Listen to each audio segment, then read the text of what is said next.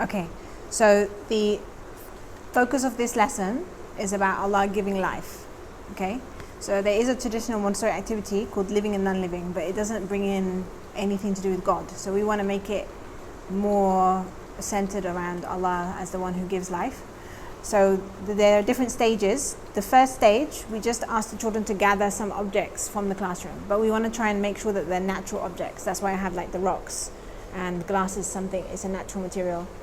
And then we want to have things that are living and things that are non-living, but we're not going to talk about living and non-living. We just ask the children to gather some objects, and you also gather and just make sure that you have the things that are also living. And then you have these two labels. Allah created living things, and then Allah created non-living things, but we're not going to show this yet. Okay, so we're just going to ask them to gather some objects first, and then we'll start the lesson. Okay, so thank you, Harith and Nasuha, for gathering these objects and bringing them to the mat. I wonder if anybody can notice something different about these objects. Can you notice anything special about some of the objects, which some objects have and other objects don't have? Can you notice anything special?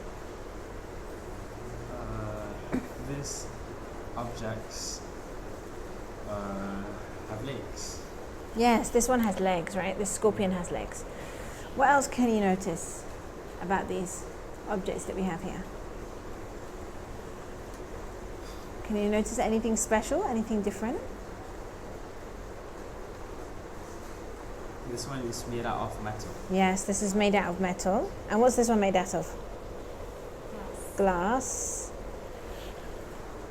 So these are made out of metal and glass. What else can you notice? What about this one? What's different about this one, different from all of this? Plant. It's a plant. And what's different about this plant? Is it just an object? No, it's alive. It's alive, right? It's a living object, right? Can you see anything else that's on this mat that would be living? Maybe it's not living right now, but would have been living? Yes, the emerald beetle. What else can you see that would have been living? The scorpion. Yes, the scorpion. What about these rocks? Are they living? No? Okay, so we have some objects that are living, and we have some objects that are non-living. So remember when we did the first grade lesson, and we spoke about how Allah subhanahu wa ta'ala created the universe, right?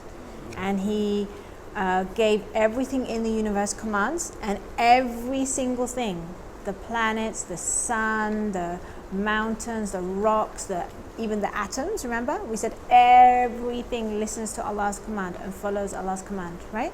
And we said that Allah created this earth out of His love, and He made it the perfect place for humans so that humans can come to live here. But when we did the first grade lesson, humans didn't come to earth yet, right? And neither did the animals or plants, right? So in our next story, we're going to talk about some of the different animals and plants that came to this earth, that Allah put on this earth. But in order for something to be a plant or an animal, it has to have life. And Allah is the only one who can give life to something. Allah can give life, and Allah can take away life. So this amethyst stone, does it have life? No. Allah didn't choose to give this amethyst stone life. This scorpion, before, did it have life? Yeah. Yes, because Allah chose to give it life. If Allah gives an object life, we call it living. See? This says Allah created living things. If Allah chooses to give an object life, then we say that that object is living. And if Allah chooses not to give an object life, we call it non-living. So Allah made both the living things and the non-living things. So could you choose an object on the mat, and could you place it underneath the label? Nasuha, could you choose something that is living, and can you put it under this label that says Allah created living things? Okay. Harith, can you choose an object that's living and put it under this label for me? Thank you.